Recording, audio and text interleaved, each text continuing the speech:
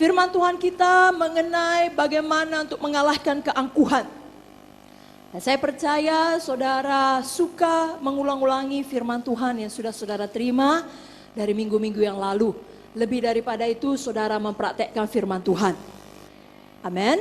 Baik, catatlah keangkuhan yang berikutnya. Keangkuhan itu suka akan kebebasan. Jadi sikit-sikit mau bebas, tidak mau dikekang, tidak suka pada peraturan, ya. Keangkuhan itu suka akan kebebasan dan selalu mengatakan hal-hal seperti ini. Aku dapat melakukannya sendiri. Tidak seorang pun yang boleh mengajari aku. Aku tidak membutuhkan engkau. Aku dapat melakukannya sendiri. Tidak seorang pun boleh mengajari aku. Aku tidak membutuhkan engkau.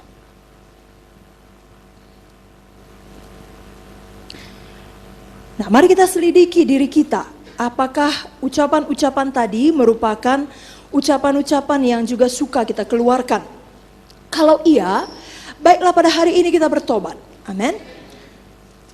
Orang dunia sekalipun sudah menemukan bahwasanya manusia adalah makhluk sosial. Artinya tidak ada yang bisa hidup sendiri. Setiap manusia pada satu titik, ya, maka setiap hari membutuhkan orang lain dalam hidupnya. Jadi orang yang angkuh tidak suka mengakui hal tersebut. Dia akan mengatakan, mungkin uangku cukup, aku tidak butuh engkau. Kepandaianku cukup, aku tidak butuh engkau. Tenagaku cukup, aku tidak butuh engkau. Ya. Saudaraku, terutama kita membutuhkan Tuhan.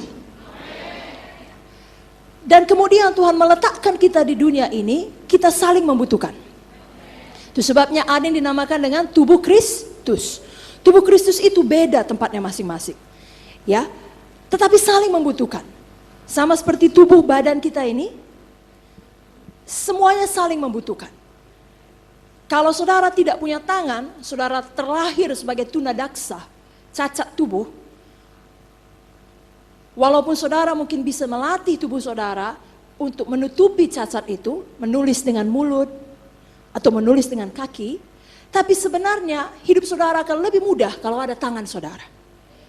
Demikian orang-orang yang sombong dan angkuh, kalau saja dia mau mengakui, aku membutuhkan engkau, engkau boleh mengajari aku membutuhkan nasihatmu, aku membutuhkan saranmu, aku membutuhkan masukanmu, engkau boleh berbicara kepadaku, engkau boleh memberikan saran kepadaku, hidupnya akan jauh lebih mudah.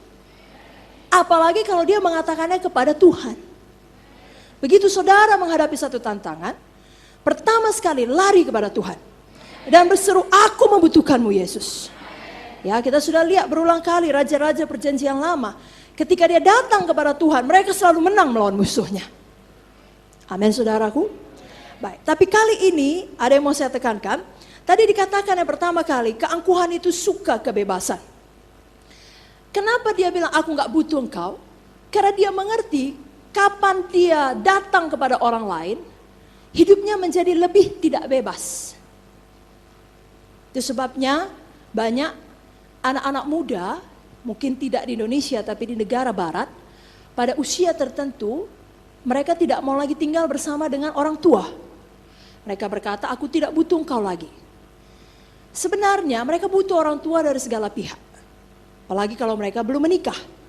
Mereka butuh wejangan dari orang tua lebih pengalaman, dan terutama mereka butuh nafkah dari orang tua. Tetapi mereka pikir, lebih baiklah aku mencari nafkah sendiri, daripada hidupku tinggal di rumah orang tua dan tidak bebas. Kalau aku hidup sendiri, aku bisa lebih bebas. Pulang kapan saja boleh. Pakai baju apa saja boleh. Makan makanan yang tidak sehat boleh. Saudara mengerti? Padahal hidupnya di rumah orang tua tentu lebih baik. Kenapa? Dia dipastikan pulang tepat waktu. Tidak malam-malam keluyuran, tidak sehat. Makanan dipastikan 3 kali sehari, baik-baik. Dipastikan kawan-kawannya tidak datang ke rumahnya dengan segala macam membawa narkoba. Dipastikan pergaulannya baik. Tapi dia tidak suka. Orang yang angkuh mau bebas. Sesuka hati. Apa dia mau buat, dia buat. Dan menyangka itulah yang benar. Ya, banyak orang menamakan hal itu bukan keangkuhan, hak ajasi manusia, HAM. Dan harus dipertahankan. Di mana lagi harkat seorang manusia kalau dia tidak bisa menentukan pilihannya sendiri? Kedengarannya indah, seperti dikatakan Amsal, ada jalan disangka lurus tetapi ujungnya menuju maut. Hari ini kita mengerti itu tidak baik, itu tidak benar. Ada amin? Mari buka dulu Alkitab dari 1 Korintus 10 ayat yang ke-12. Mari baca dengan suara yang kuat. 1, 2, 3, dapat? Oke, saya tunggu ya. Buka Alkitab saudara. Siapa yang gak bawa Alkitab? Baik, minggu ini boleh pinjam sama temannya. Minggu depan harus bawa Alkitab. Kita ke gereja harus bawa Alkitab lah saudara. Amin. Namanya ke gereja bawa Alkitab. Haleluya. Itu paling penting. 1 Korintus 10 ayat 12. 1, 2, 3, ya. Sebab itu siapa yang menyangka bahwa ia teguh berdiri, hati-hatilah supaya ia jangan jatuh. Jadi tidak boleh berpikiran sudah oke. Saya sudah teguh, tidak perlu lagi orang lain. Tidak perlu lagi menjaga diri. Tiap-tiap hari kita harus menjaga hati kita. Tiap-tiap hari harus bersandar kepada kekuatan Roh Kudus. Tiap-tiap hari tidak boleh berkata, aku dapat melakukannya sendiri. Aku tidak ada yang boleh mengajari aku. Aku tidak membutuhkan siapapun. Jangan. Itu kesombongan. Amin. Dan Amsal 18 ayat 12 mengatakan, tinggi hati mendahului kehancuran, tapi kerendahan hati mendahului kehormatan. Mari ucapkan, tinggi hati mendahului kehancuran. Kerendahan hati mendahului kehormatan. Rendah hati saudaraku. Yesus pun rendah hati. Yesus punya segalanya. Tapi dia rendah hati. Kita tidak punya segalanya. Tapi memang seperti yang difirmankan minggu-minggu yang lalu, justru banyak orang yang tidak punya segalanya, banyak orang yang miskin, banyak orang yang gagal, itu pula yang paling sombong dan paling keras. Makanya dia tetap miskin. Makanya dia tetap gagal. Karena di dalam Yesus setiap kegagalan bisa berubah menjadi keberhasilan. Tapi kita harus mau berubah. Mau rendah hati, mau mengubah diri kita, mau menerima masukan. Tinggi hati mendahului kejahat Tuhan, kerendahan hati mendahului kehormatan. Mari kita rendah hati. Mulai hari ini tetapkan hati saudara. Saudara tidak lagi sulit berkata, tolonglah, aku tidak mempunyai semua jawaban. Aku membutuhkan masukan darimu. Aku perlu doamu. Tolonglah aku tidak mampu melakukannya tanpa pertolonganmu. Amin. Amin. Suami berkata begitu kepada istri, istri berkata begitu kepada suami, anak-anak berkata begitu kepada orang tua berkata begitu kepada anak-anak, saudara berkata pada sama saudara. Maka keluarga itu menjadi keluarga yang utuh. Keluarga yang berhasil. Ya, keluarga yang diberkati Tuhan. Keluarga yang betul-betul terikat satu sama lain. Bukan seperti kelereng yang dimasukkan ke dalam satu kantongan, kalau dikeluarkan pecah dia kan. Satu ke sana, satu ke sini, ke sana, ke sana. Tidak. Kita adalah bangunan Tuhan. Rumah Tuhan. Seperti satu batu bata yang direkatkan kepada batu bata yang lain. Ya, kita dibangun dalam rumah Tuhan, diikat oleh kasih Tuhan, bukan oleh kesombongan. Mari ucapkan saja, saya saling membutuhkan. Saya tidak malu meminta tolong kepada orang lain. Saya tidak memiliki semua jawaban. Saya bersandar kepada Tuhan. Saya tidak mau sombong. Di dalam nama Yesus. Amin. Jadi kita tidak malu minta pertolongan orang lain. Amin. Dan di pihak yang lain, saya hubungkan dengan firman Tuhan minggu lalu, saudara pun lebih peka terhadap orang lain yang membutuhkan pertolongan saudara. Saudara mengerti, oh saya dulu seperti dia. Saya pun sombong pada waktu itu. Gak mau saya minta pertolongan orang. Lalu sulit hidup saya. Nah, dia sekarang sedang mengalami yang dulu saya alami. Biar saya tolong dia. Belum pun dimintanya, biar saya tolong. Saudara lebih peka, kan itu perkataan kita minggu lalu. Peka terhadap orang lain. Ada seorang teman yang peka terhadap temannya. Mereka sudah lama tidak bertemu. Lalu kemudian di sosial media mereka bertemu. Lalu dia menemukan temannya ini belum menikah, belum punya anak. Dia sudah menikah dan sudah punya 2 anak. Dan gambarnya di sosial media penuh dengan gambar anak-anak yang dikasihinya. Tapi ketika dia berbicara dengan temannya ini, karena dia peka, coba semua berkata peka. Dia sensitif akan keadaan temannya. Dia tahu temannya ini belum menikah, dia ganti gambarnya. Dia ganti gambarnya dengan gambar biasa. Dia buang gambar anak, dia buang gambar keluarga, dia buang gambar suami. Dan dia buat percakapan yang nostalgia. Sesuatu yang penuh kasih. Sesuatu yang tidak membuat temannya yang lain itu merasa, yalah kau sudah kawin, aku belum. Itu dia. Kalau orang yang sombong nggak terpikir sama dia itu. Justru terpikir sama dia, biar ku tunjukkan aku anak Tuhan. Aku lebih diberkati. Dia belum kawin, dia belum anak Tuhan. Biarlah dia tahu, kasih tahu betapa aku diberkati. Anakku 2, sehat, luar biasa. Suamiku baru dapat pekerjaannya baik, gajinya meningkat. Semua diceritakan. Itu tidak peka. Atau saudara punya teman, bapaknya nggak ada lagi.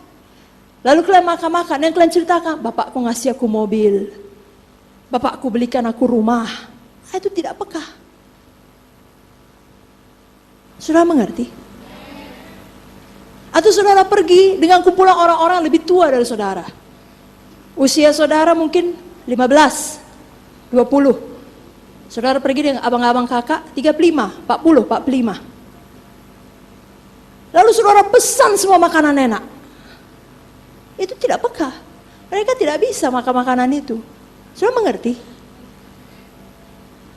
Nah itu tidak masuk di akal orang sombong. Orang sombong pergi, apa ku mau ku buat, aku bebas. Uangku kok, mau apa? Aku yang bayar. Bebas, mau bebas, sebebas-bebasnya. Bisa, itu taburan saudara. Kelak saudara tuai. Saudara akan menarik teman-teman yang mirip dengan saudara, yang juga penuh keangkuhan, yang mau bebas. Lalu pertemanan kalian adalah pertemanan luaran. Semua kamu membanggakan kehebatan masing-masing. Habiskanlah umur saudara begitu. Mau? Janganlah. Taburlah baik, jadilah orang baik. Saudara akan menarik orang-orang yang baik dalam hidup saudara. Lalu hidup saudara berarti. Hidup saudara memberi pengaruh. Hidup saudara memberi dampak untuk kekekalan. Saudara mengerti? Coba bilang dulu sama kiri kanan, saya mau belajar lebih peka terhadap engkau. Bilang dulu sama belakang depan, saya mau lebih peka terhadap engkau. Saya tidak mau bebas-bebas sendiri. Amin. Saudaraku dengar baik-baik. Kita sudah dengar firman Tuhan sebelum keangkuhan ini mengenai ciri-ciri hamba. Dan kalau saudara ingat, kebalikan dari keangkuhan itu suka kebebasan, hamba itu tidak bebas. Masih ingat? Sekali lagi, hamba itu tidak bebas. Kenapa? Dia taat kepada tuannya. Habis perkara. Bukan kehendakku Bapa, kehendakmu jadilah. Makanya Yesus adalah anak Bapa, anak Allah. Dia tidak bebas, dia melakukan kehendak Bapa. Makananku adalah mengerjakan kehendak Dia yang mengutus aku. Kan gak bebas itu. Tuhan Yesus gak bilang, makananku adalah mau buat apa aku mau. Emangnya siapa yang pikir? Gue aja gak mikir, suka-suka gue. Gak ada. Hamba itu tidak bebas. Saudara yang bekerja di satu tempat, di satu instansi pun tahu tidak bebas. Saudara tunduk pada peraturan di perusahaan itu. Oh, ada amin. Saudara yang sekolah kuliah di salah satu sekolah negeri, swasta, perguruan tinggi, negeri atau swasta, sekolah swasta atau negeri, saudara tidak bebas. Saudara nggak bisa bilang, Senin aku capek, ada baptisan air. Tiap Senin tidak mau sekolah. Tiap Senin nggak mau kuliah. Atau saudara Iyar berkata, tiap Sabtu nggak mau kerja karena Jumat malam kami doa semalaman. Nggak bisa. Bisa juga dipecat. Bisa juga nggak lulus. Loh betul? tidak bebas. Nah, kadangkala untuk kehidupan sekuler kita mengerti prinsip nggak bebas. Tetapi justru yang paling perlu kita praktekkan adalah dalam kehidupan rohani. Ya, tidak bebas kita saudaraku. Saya pun, saudara mungkin lihat enak kali lah Kak Joyce itu. Amin, puji Tuhan. Ya. Tapi kalau ditanya sungguh-sungguh, dibuka semua detil kehidupan saya nggak yakin saudara mau tukar tempat dengan saya. Karena hidup saya tidak bebas. Sejak kecil, teman saya tidak boleh suka-suka saya pilih mana. Tidak ada yang memaksa, tapi saya mengerti. Anak pendeta Dr. Benyamin Munte. Tidak boleh suka sama sana, langsung suka kawin yuk, mana bisa. Jangan kawin, pergi pun nggak bisa. Tidak bebas, kenapa? Demi saudara. Kalau dulu, jangankan untuk berteman, rambut pun tidak bebas. Baju pun tidak bebas. Karena kalau besok pakai rambut kuning, semua bisa rambut kuning. Loh, kan betul? Saya ingat pertama kali saya dulu meluruskan rambut, semua seleb ikut meluruskan rambut. Kenapa? Memang begitulah, tidak bebas. Apa yang kita buat ditiru orang. Nah, saudaraku, anggap itu sebagai satu kehormatan melayani Tuhan, tidak bebas. Ya, jadi nggak bisa, misalnya habis melayani keluar merokok. Nah, mungkin saudara kok begitu enggak lah ya. Tapi yang lebih rendah tingkatannya sedikit, habis melayani tidur. Nah, itu mungkin ya. Bukan tidur ke rumah pulang, enggak. Tidur di tempat duduk dalam hadirat Tuhan. Siapa yang menemukan istilah dalam hadirat Tuhan itu? Itu memperindah situasi. Itu tidak boleh. Lah, enggak ada amennya di situ. Itu tidak boleh. Amin, saudaraku.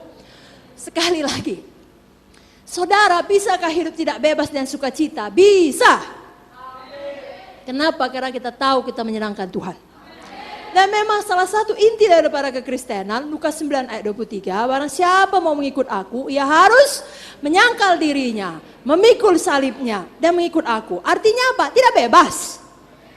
Artinya apa? Tunduk, patuh pada otoritas. Bukan kehendakku, kehendak Bapa. Aku sangkal diri. Aku pikul salib. Loh, ada amin? Jadi saudara pun tidak bebas. Saudara bilang, kakak ini bikin firman Tuhan sesat. Justru Tuhan Yesus mati bagi kita supaya kita bebas. Itu bebas yang lain, jangan dicampur-campur. Itu bebas dari dosa. Bebas dari kutuk dosa. Memang harus, bebas ya. Jangan ada diikat kenajisan, jangan ada diikat kerakusan, ketamakan ya. Cintakan uang adalah akar segala kejahatan. Bebas dari dosa. Tetapi setelah bebas dari dosa, artinya tidak bebas melakukan dosa sesuka hati lagi. Amin. Jadi kita sebagai pelayan PWMC, ya, sebagai multimedia, sebagai English service, sebagai guru sekolah minggu anak, kita tidak bebas. Misalnya salah satu ketidakbebasan kita adalah kita harus patuh taat tiap Sabtu hadir di hari Sabtu ini, PWMC dan semuanya bergabung di sini. Amin. Kita tidak bebas, kita harus melayani di tempat di mana kita ditempatkan. Saudara ditempatkan di Hasanuddin, harus di Hasanuddin. Ya, Ibu Hulu, Kak Vera kita besok mau Chinese service, harus ke Chinese. Tepuk tangan. Nggak bisa, nanti di Chinese pun dia tidak bebas. Nggak bisa dia sampai Chinese nyanyi lagu India. Nggak bisa. Harus cinciaho dia. Nggak bisa laca-laca, tidak bisa. Saudara mengerti itu? Ada amin? Jadi artinya tidak bebas itu harus ada kepatuhan, harus ada komitmen, harus ada loyalitas. Loyalitas itu artinya kesetiaan. Mari ucapkan, saya ada komitmen. Saya patuh.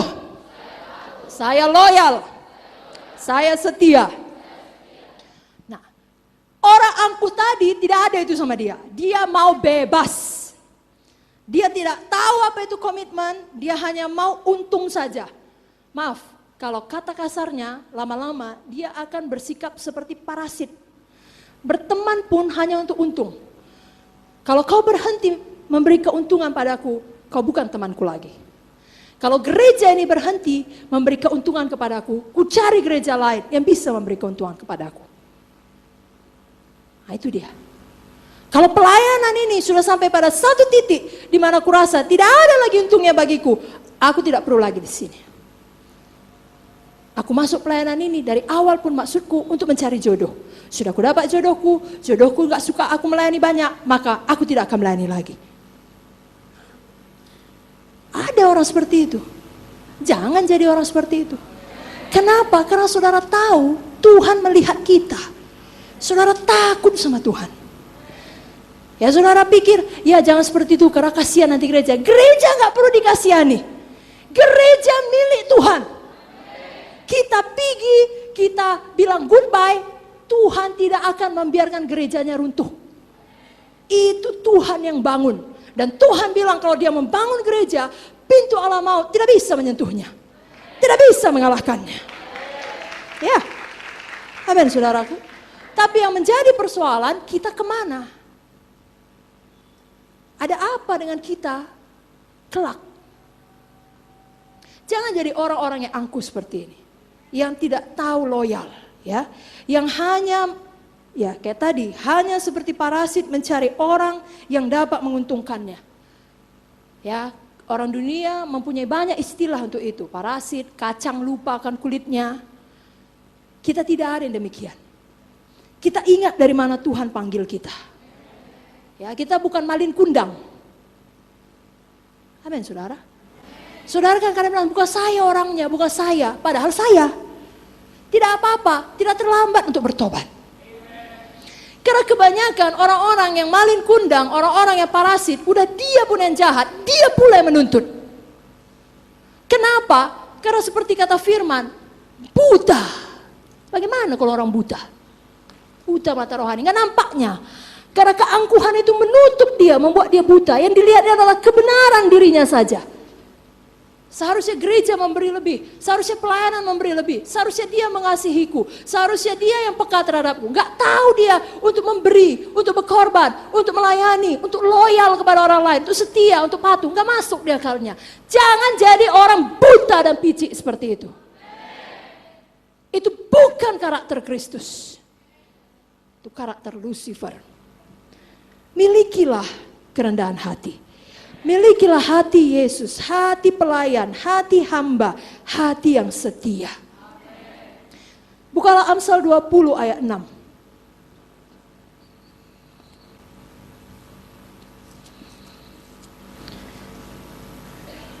Amsal 20 ayat 6.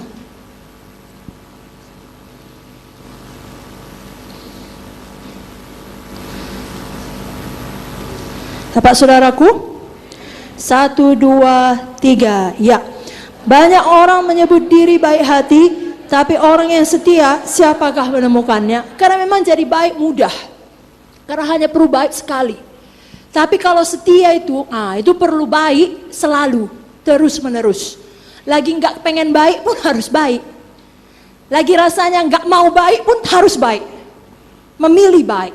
Maka dibilang, barang siapa mau mengikut aku, menyangkal dirinya, memikul salibnya dan mengikut aku. Saudara sedang tidak mau senyum pun, saudara senyum.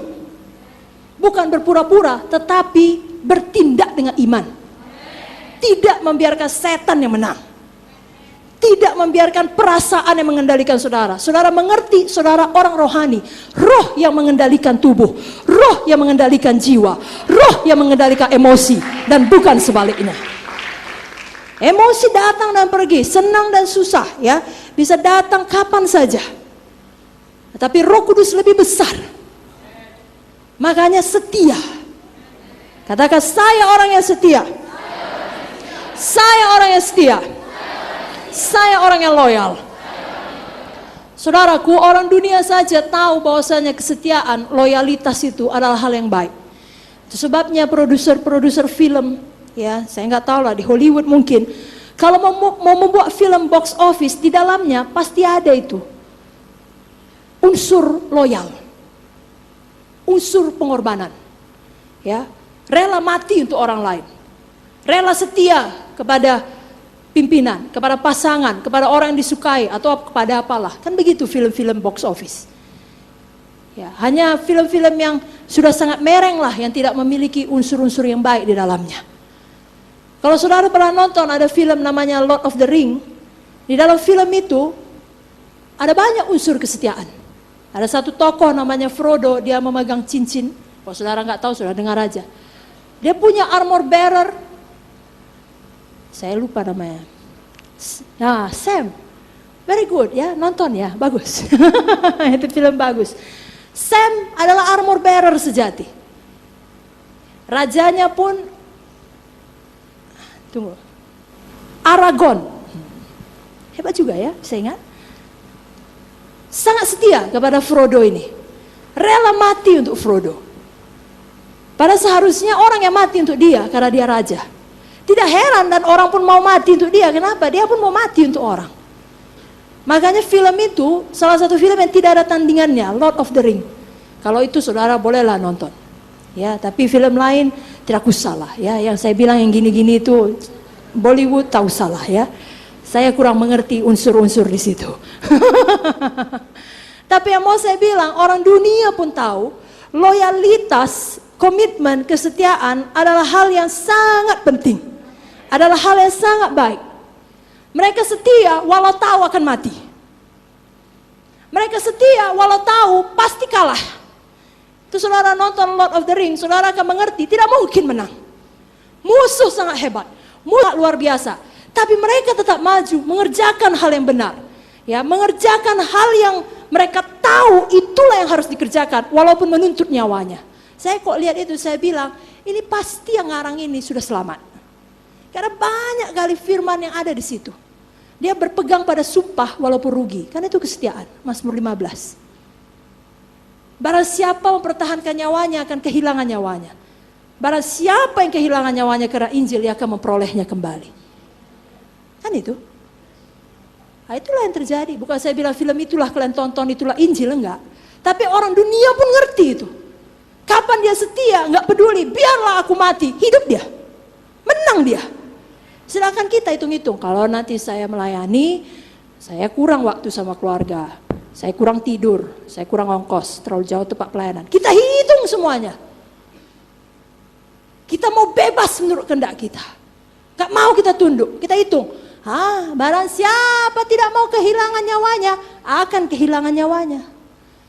Sudah pun saudara usahakan supaya cukup uang keluar uang masuk, tetap berutang. Sedangkan kalau kata Amsal, orang benar memberi tanpa batas. Saudara heran, saudara beri, ada saja. Besoknya ada ngasih saudara beras, saudara cukup tuh seminggu.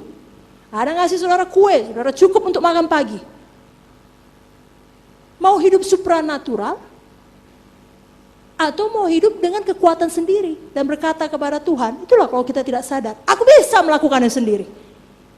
Jangan urusi aku, otakku berkata harus begini, maka begitu. Begitulah. Kalau di dalam Tuhan, gak ada itu. Tabur 100 kali lipat ganda.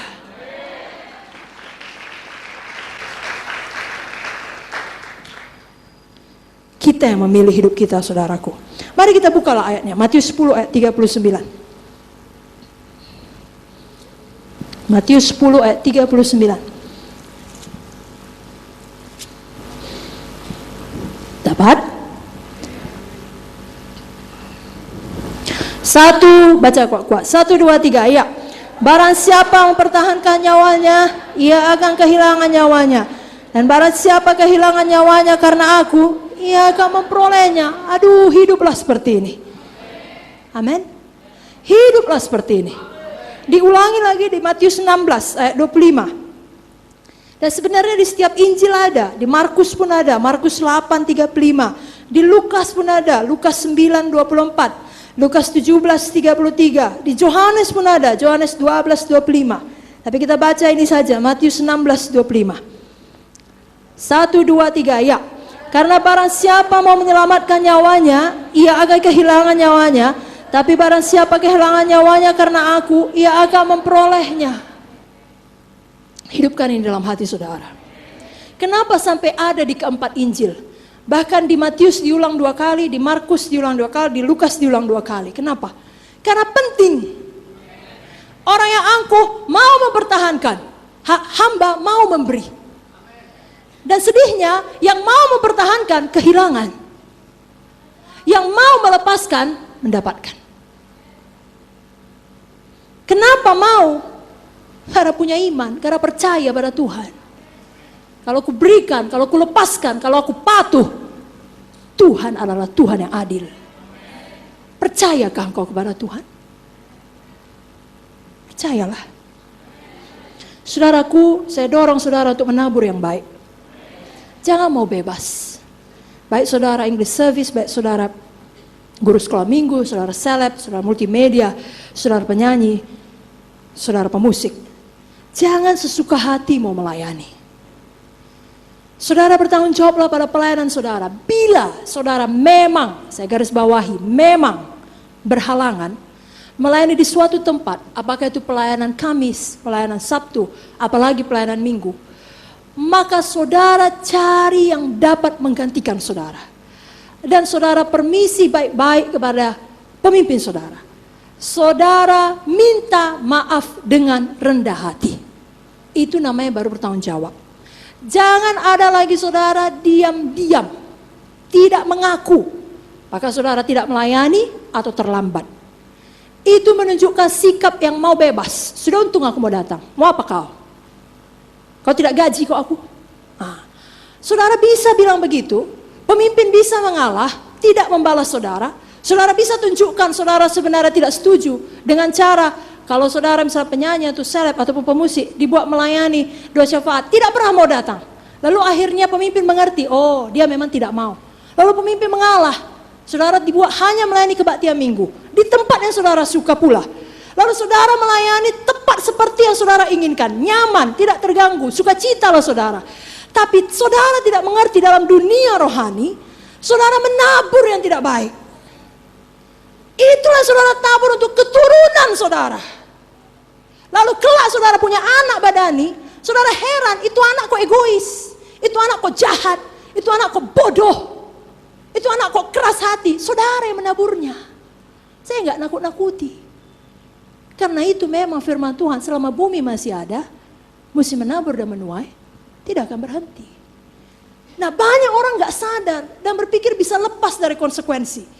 Saya bisa diberkati seperti ini, karena jauh di atas saya, banyak menabur untuk saya. Kakek saya menabur untuk saya, bapak saya menabur untuk saya. Dari pihak ibu saya pun demikian, saya diberkati. Saudara mau merubah nasib garis keturunan saudara, melayani sungguh-sungguh saudaraku. Jangan ada lagi baik guru SMA, English service, pemusik, seleb, penyanyi, kalau dibuat melayani tidak bertanggung jawab. Karena seperti yang saya katakan tadi, satu hal perlu saudara sadari, pelayanan ini milik Tuhan, bukan milik kita. Kalau kita tidak sungguh-sungguh, Tuhan selalu temukan jalan. Jangankan kita, Bapak Munte pun dipanggil Tuhan, sidang ini jalan, seharusnya kita takut. Takut sama Tuhan saudara. Kalau Bapak Munte yang kita rasa tidak tergantikan pun, ternyata sidang ini masih berjalan, apalagi kita.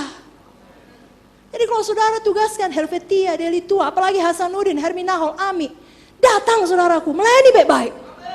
Nyanyi saudaraku, lompat tinggi-tinggi, main musik saudaraku, menari.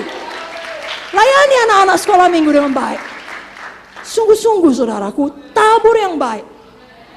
Itulah dia hamba tidak bebas, orang yang angkuh dia bebas.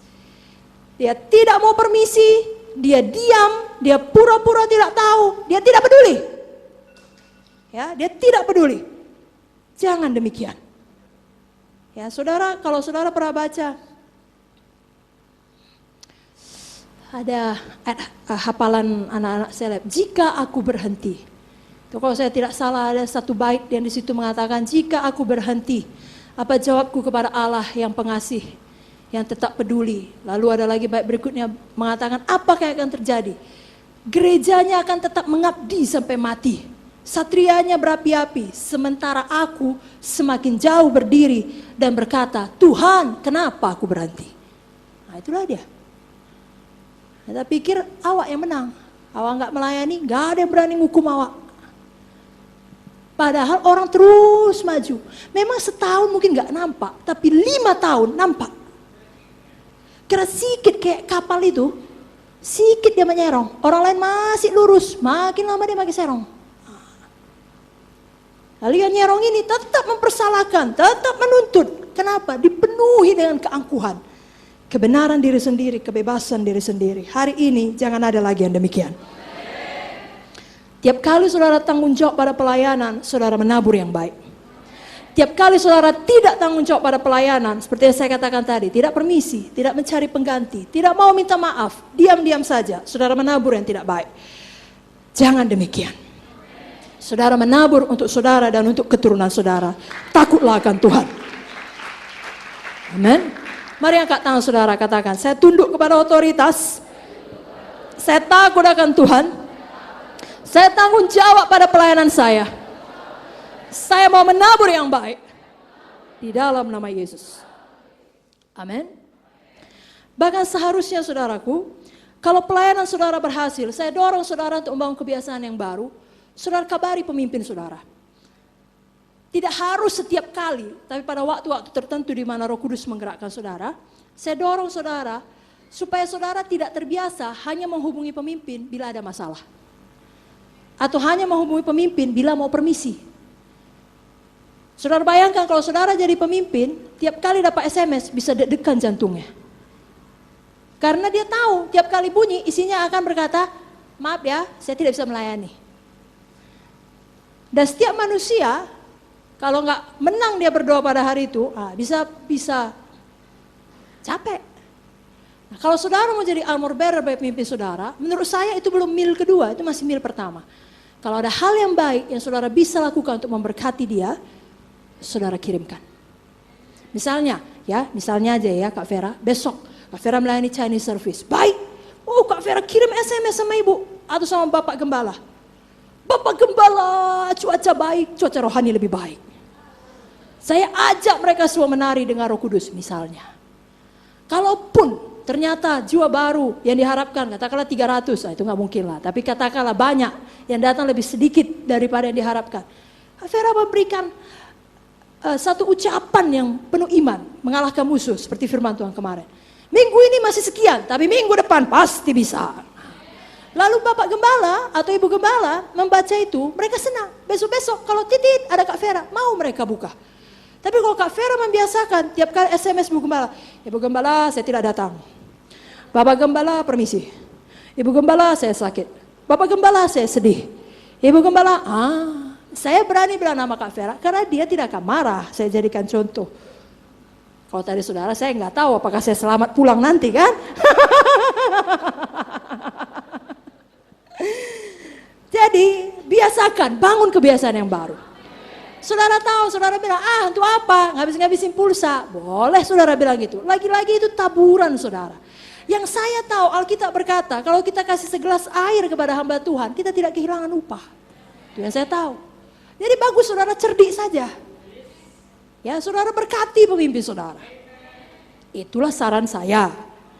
Ya, mari saudara lakukan kalau saudara mau diberkati. Dan memang penghormatan kepada pemimpin tidak bisa dibuat-buat. Itu datang dari hati. Saudara suka memberkati pemimpin. Saudara cari cara untuk memberkati. Ya, tiap kali saudara mengingat dia, melihat dia, yang dalam hati saudara bukan kesalahannya, kekurangannya, seharusnya dia begitu. Tidak, yang dalam hati saudara bagaimana bisa memberkatinya. Saya terjamah karena pada waktu dalam salah satu perjalanan Bapak Gembala yang terakhir ke Pineng, dia membawa hamba Tuhan gembala-gembala sidang cabang. Lalu kami, Bapak Gembala memang luar biasa. Dia sampai sana mengalami banyak pergumulan, tapi sedikit pun hamba Tuhan cabang itu tidak tahu. Mereka betul-betul yakin itu adalah liburan. Sampai hari ini pun mereka tidak tahu. Kenapa? Itulah dia Bapak kita. Puji Tuhan untuk Bapak yang demikian. Lalu yang membuat saya juga sangat bersyukur, mereka tahu menghargakannya. Lalu Bapak Gembala membuka dompetnya dengan Ibu Munte, kami dalam satu rumah makan, dan berkata, walaupun kalian semua sudah diberkati, saya mau kasih berkat sama kalian. Semua tepuk tangan, gak peduli ada yang pakai kerudung, gak ada masalah lah. Negeri orang kok besok gak kenal lagi. Jadi semua bebas rohnya ya. Lalu Bapak Gembala kasih 50 ringgit. pada masing-masing hamba Tuhan. Kayak ngasih sama anak-anak. Dan semua menerima dengan sukacita. Semua minta dipoto dengan uangnya. Lalu singkat cerita perjalanan berakhir 3 hari kemudian dan kami kumpul lagi. Lalu saya sempatkan tanya, kakak beli apa sama beberapa hamba Tuhan? Karena mereka sudah bersama kami sejak lama. Walaupun mereka punya anak hampir sebesar saya panggil mereka abang dan kakak. Abang beli apa? Kakak beli apa? Dan mereka jawab, uang dari bapak. Takkan kami belikan, kami kacakan.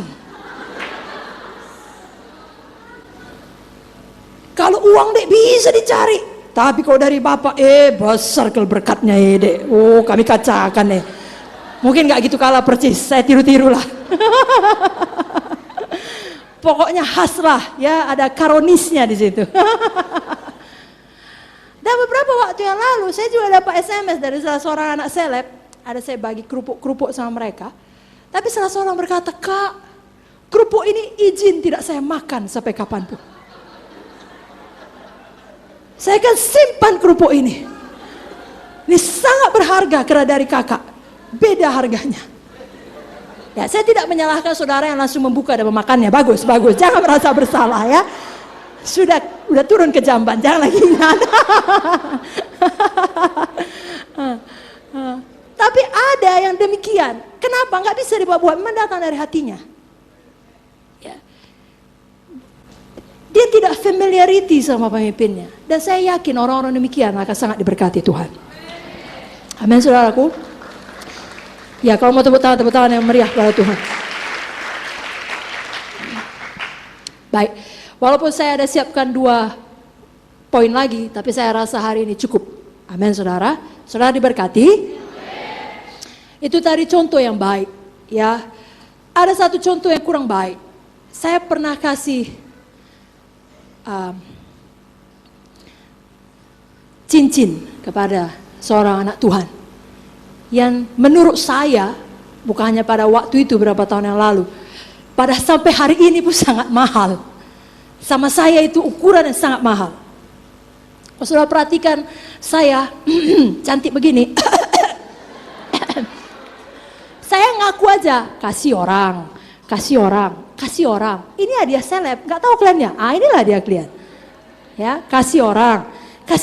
Nanti kok dibuka semua udah tabus tanpa busana. Ya, sampai di dalam ini pun untuk pertama kalinya 30 tahun lebih, nggak usah lah lebihnya berapa ya. Saya hidup ada gelang kaki. Saudara pikir, wah Kak Ju sudah lain sekarang ya. Kasih orang. Semua kasih orang. Dan kalau saudara perhatikan, pergi tas itu saja sampai 1 tahun. Sepatu itu saja sampai 1 tahun. Bukan saya bilang saudara harus begitu. Kalau saudara bilang, enggak, minggu lalu pakai sepatu hak tinggi. Itu sepatu 3 tahun yang lalu. Saudara ukur lebih dekat, keluar kaki saya segini. Begitu pun saya pakai. Kadang-kadang supaya nampak, ya lebih kewanitaan katanya. Gak tahu lah, yang saya tahu siap itu capek kali kurasa. Maka hari ini gak lagi. Ya mau saya katakan, kenapa ukuran seperti itu mahal sama saya? Karena memang hidup kami tetap sederhana. Ya, seberapapun dikasih bisa cukup, seberapapun dikasih bisa nggak cukup, itu tergantung orangnya.